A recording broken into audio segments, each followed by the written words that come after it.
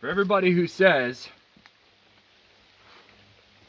you don't need a gun because you're just inviting problems or whatever it is people say, quit locking your stuff up. Quit locking your doors, quit locking your pickups, quit taking the key out of your ignition. Same. If preventative maintenance scares you, quit locking your stuff up. We are going to do a square filing chain video. Same deal as the square grinding. We might not be able to answer all the questions at once here because it's going to be our first try. Camera angles are hard. There's a lot to do with this stuff. So we're going to do our best. If there's questions, we will do a series of videos. If you guys aren't satisfied with what we produce here, we'll do it again. We'll just do our best here. So I got an old rag chain here. All my sharp good ones are down in the strip, so get this thing rigged up.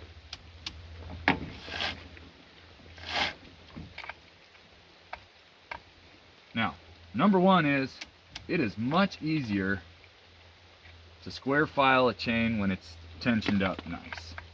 And I mean, as you guys have probably noticed, I run my chains quite a bit tighter than most of you guys probably do. I don't know if it's just that I run long bars and most of you run short bars, and so I have a little more need, or if I'm just a weirdo who runs my chains too tight. But I don't particularly care if I blow out tips. I can change bar tips, I can buy bars. What I don't like is wasting time in the strip when I'm always throwing chains and struggling. Maybe I'm just terrible at running a power saw after all these years. I don't know. I run a tight chain anyway.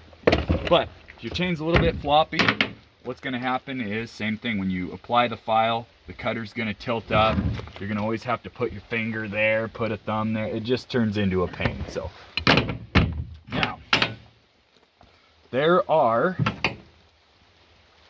people who file left cutters left-handed, right cutters right-handed. I'm not that guy. I file my right-hand cutters leaning over the saw like this, and I file my left-hand cutters from this side like this. Round filing and square filing, I file both towards the cutter because it's safer. If you guys look, everybody you've ever known who started off round filing is going to have some scars on their knuckles. Guarantee it. Almost every one of you.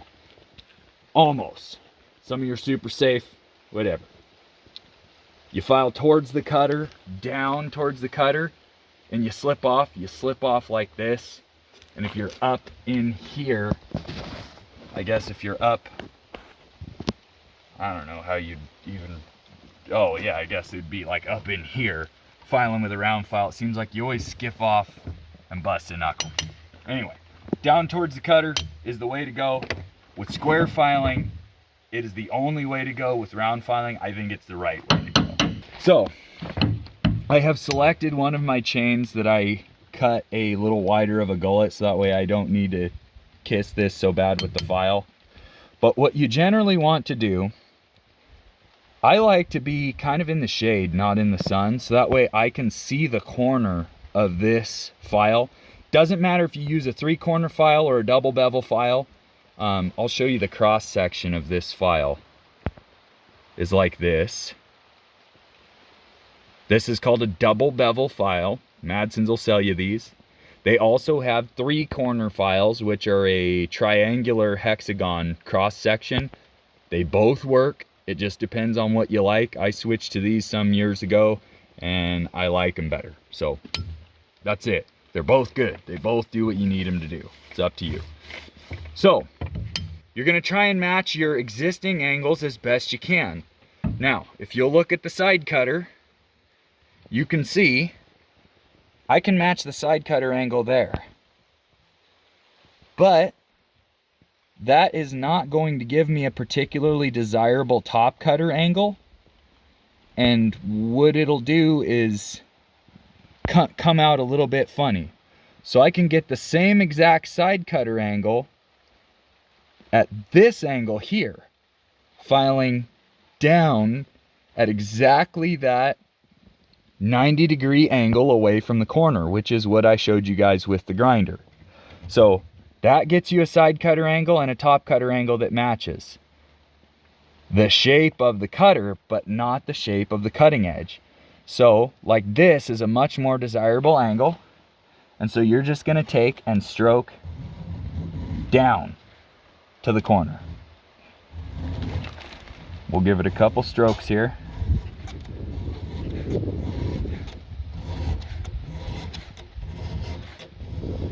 Now, I'm looking at the corner of my file and the corner of my chain, knowing that I started at the angle, and I'm not particularly concerned with how it looked because I'm not going to get every single one perfectly uniform anyway.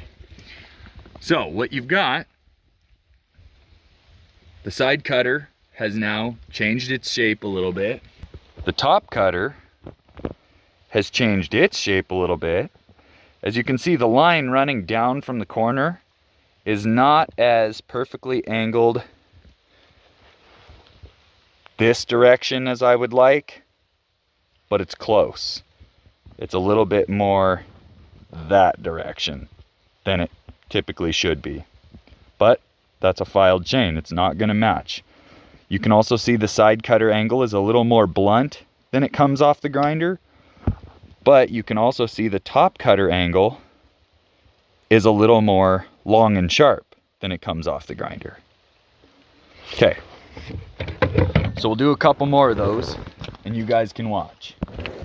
This file's a little bit dull. It'll help you guys to run nice sharp files. I just run them until they're absolutely like filing with a screwdriver because I'm a cheap son of a gun. So anyway, and I like to lean over my work. I get pretty close here. I really, when I'm in the woods, when I'm not on a tailgate, I really like to sit on my knees and place the chain. Usually I'm on a hillside, so the power saw gets nestled in somewhere.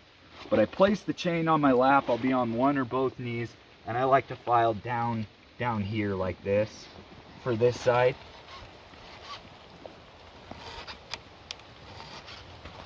Now, you do only want to stroke one direction these files because it dulls them. But I don't completely remove my file from the cut either, so I get a little bit of back drag. I know it dulls the file, but not that bad as long as you're not applying pressure. It doesn't clean the file cutters to go back and forth. A little back drag ain't gonna hurt you. I hear it a lot. He's dulling his file, not with my file. Yeah, you're right, not with your file because I buy my own. Don't worry about me, bud.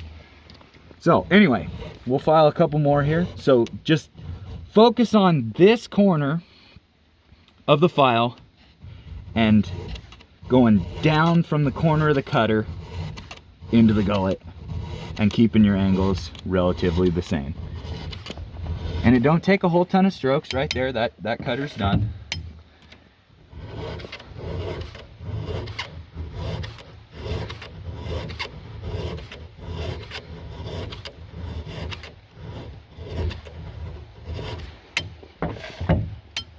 This chain's got a couple busted off cutters. See, it's getting really short. It's been busted with a wedge a couple times. This is a bent cutter right here. So this is just an old raggy. I just didn't want to throw it away. This cutter here had a weird angle on it, partly because it got busted with the wedge, and partly because whenever I filed it, I did not file it to the same angles that I'm filing it now.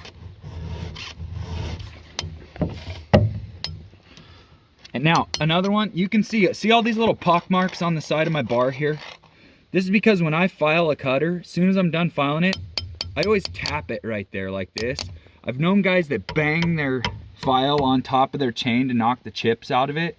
Well, then you get all these little dings and marks. You wear out a file really fast. So you'll see me always tapping on the side of here. Almost every cutter I cut, and then I tap it, and then I roll. It knocks the chips out of here. It makes your file cut better for longer.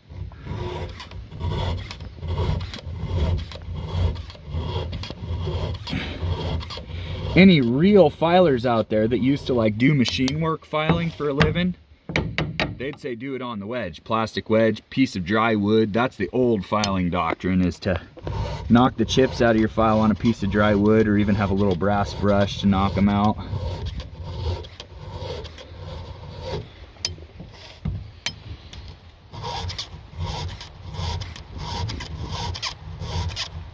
The backhanded wrong side filing is the easier side for me, because I can see both the side strap and the corner at the same time. When I get to the other side, I can't see the corner and the side strap at the same time. I usually end up with a little more exaggerated of angles, and I just try and keep it pretty uniform and just run with it.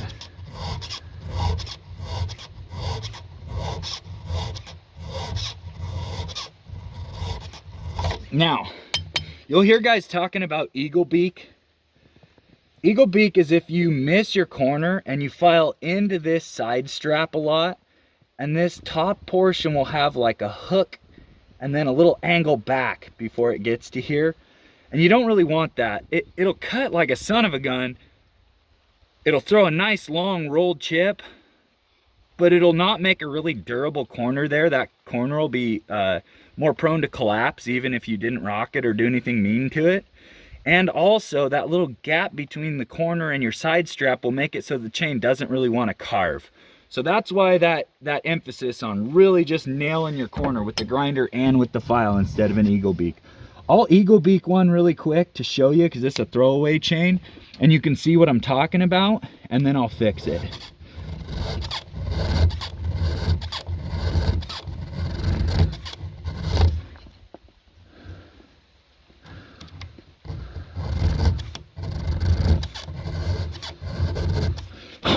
All right, so there's an eagle beaked one, and you can see maybe how there's that little angle and hook between, there's that little angle between the corner and the side cutter. Let me blow that piece of crud out of there.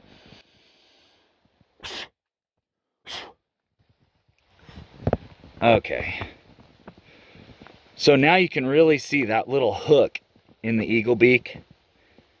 So that'll cut like a son of a gun, but not for long. And the side cutter, it won't want to carve on a side cut for you.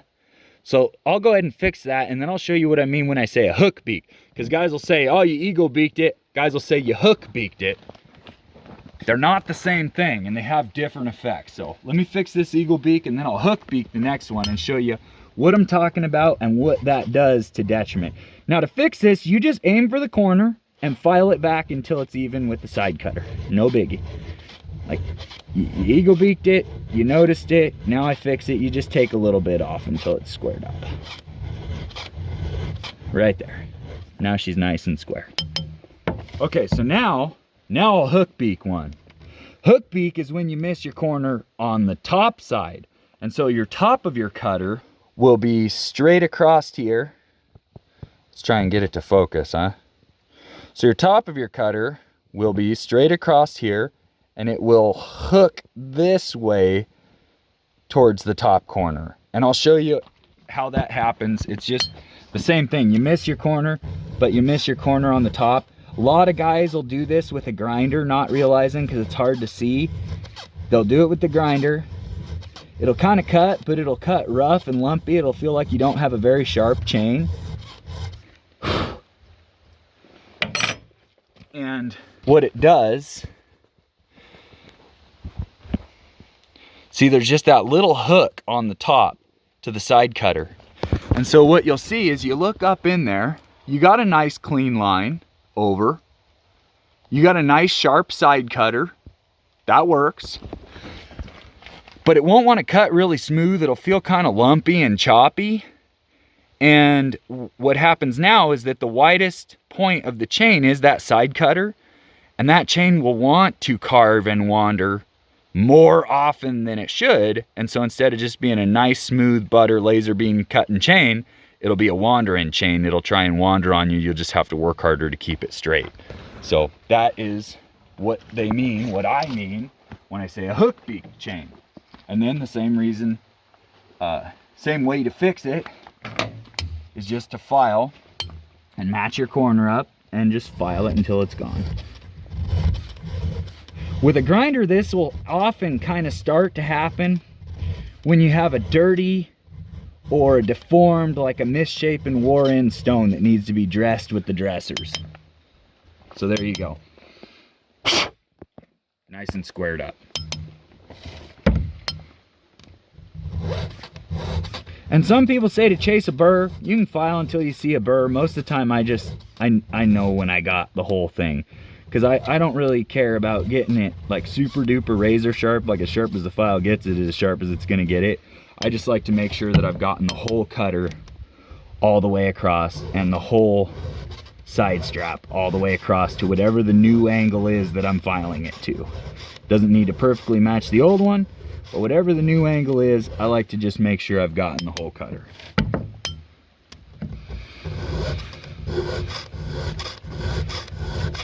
So I'm focusing on my corner of my file, focusing on my corner of my chain. If a little bit of grime or crud boogers up right there, I just wipe it with my finger.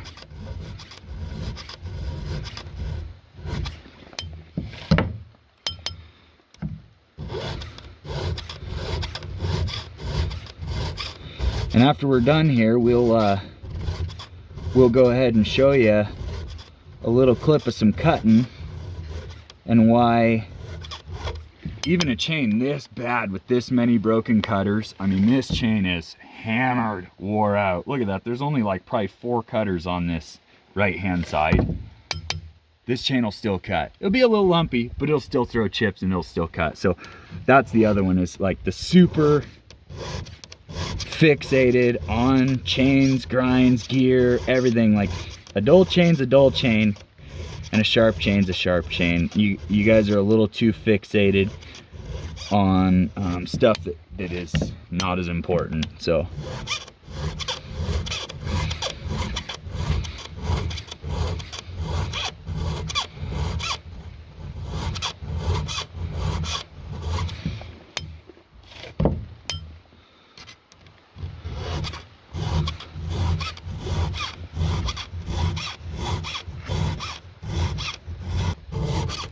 I'm going a little slower than I normally would too, to try and make a little bit more perfect of a product.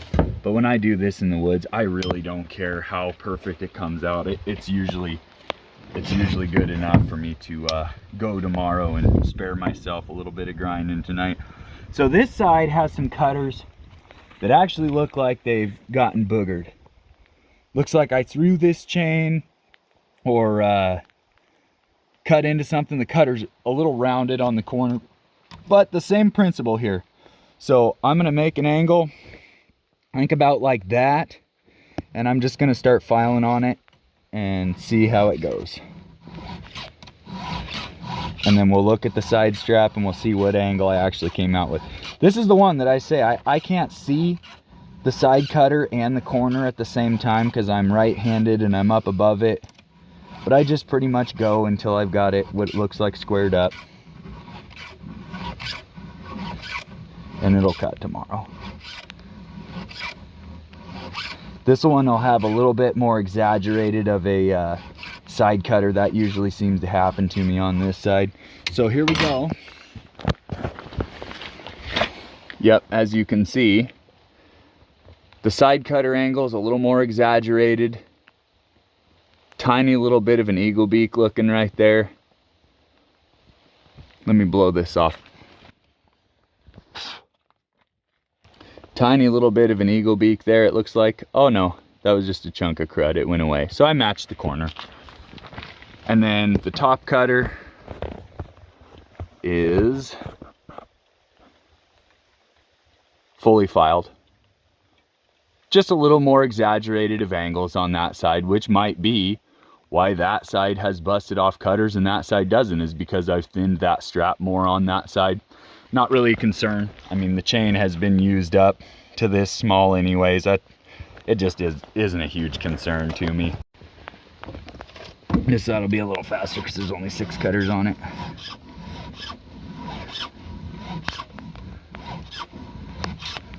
Okay, so we might have stopped the recording here, so I'm gonna show you what I'm talking about. This side, I often get a more exaggerated side cutter.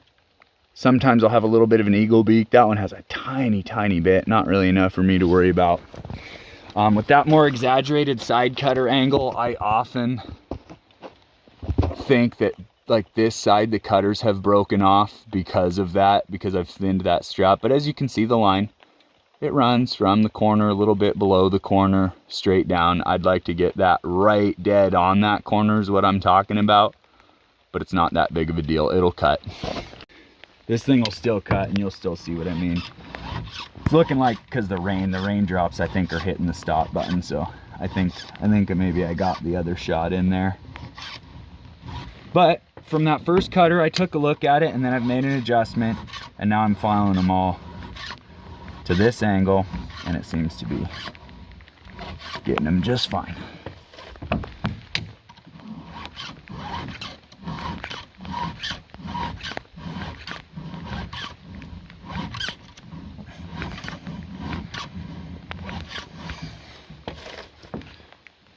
See, this chain's only got a few cutters on it, so it ain't gonna take a whole ton of filing.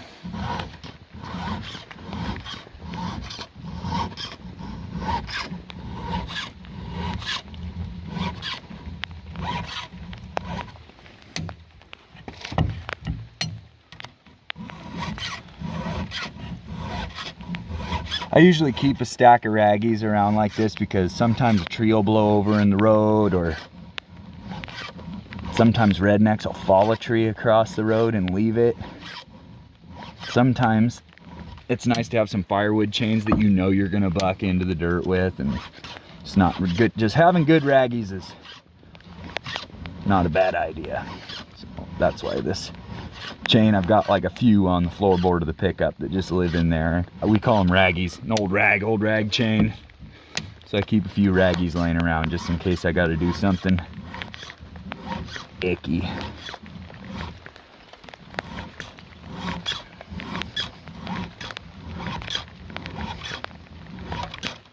And I can see that's exactly what happened here. You can see this little blemish right here.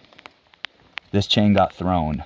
So that's the exact reason why that other corner was a little bit wonky. I threw this chain, this one's bent. This one got hit by a wedge. You can see the angle is weird. And when I file it to the same angle, it'll be a little funky. So that's probably because I pounded a wedge into it. Cutting in really small wood, that'll happen a lot. It just happens. This one's my last one. So I already filed this one. I'm just going to touch it one more time to try and match it a little better to what angles I did the others. And that's it. So now we'll fire this saw up and show you how it cuts. This saw is the one I was talking about that has a coil issue. So the kill switch is here. I ripped all the choke components out of it, so to get the saw started, you have to use your finger.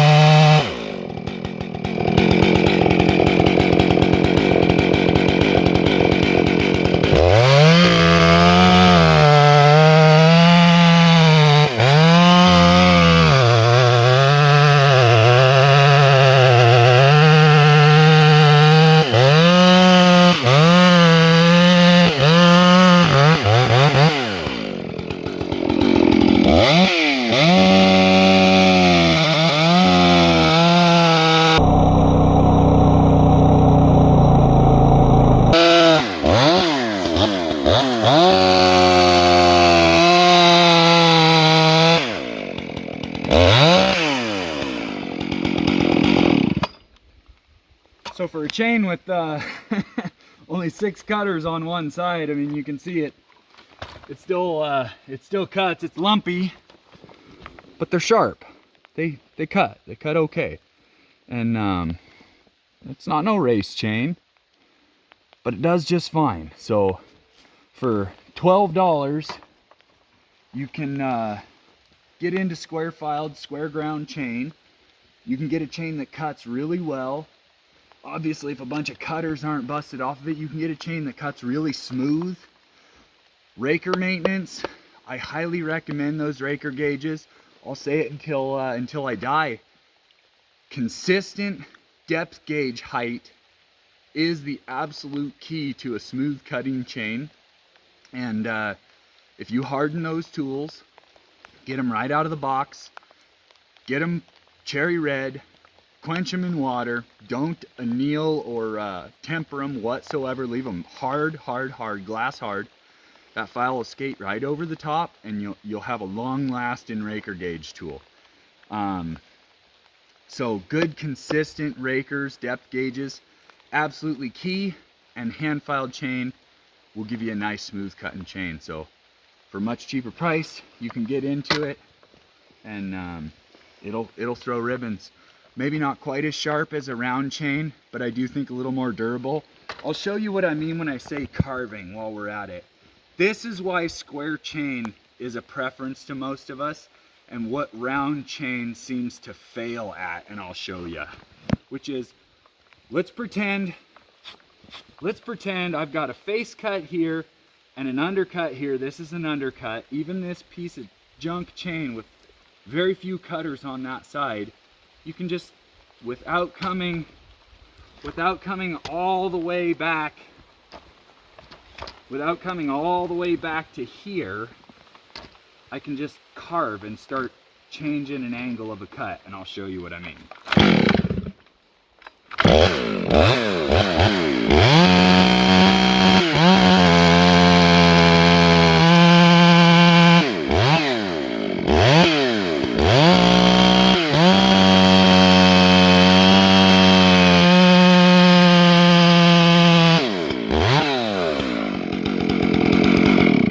So you see what I mean there? Round chain just won't do that. It'll derail. It doesn't matter how tight you've got it.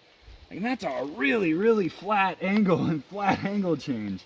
And a really terrible lumpy wore out chain. And square chain does it. That's what square chain excels at. What it was invented for is to have a side cutter instead of a hollow gullet. It's not the fastest chain. It's not the sharpest chain. It is purpose built, and so that's why we use it, why we encourage it, because it's a very useful tool. I think that sums it up. More questions, ship them. More camera angles, you need it, ship it to us. Whatever you guys need.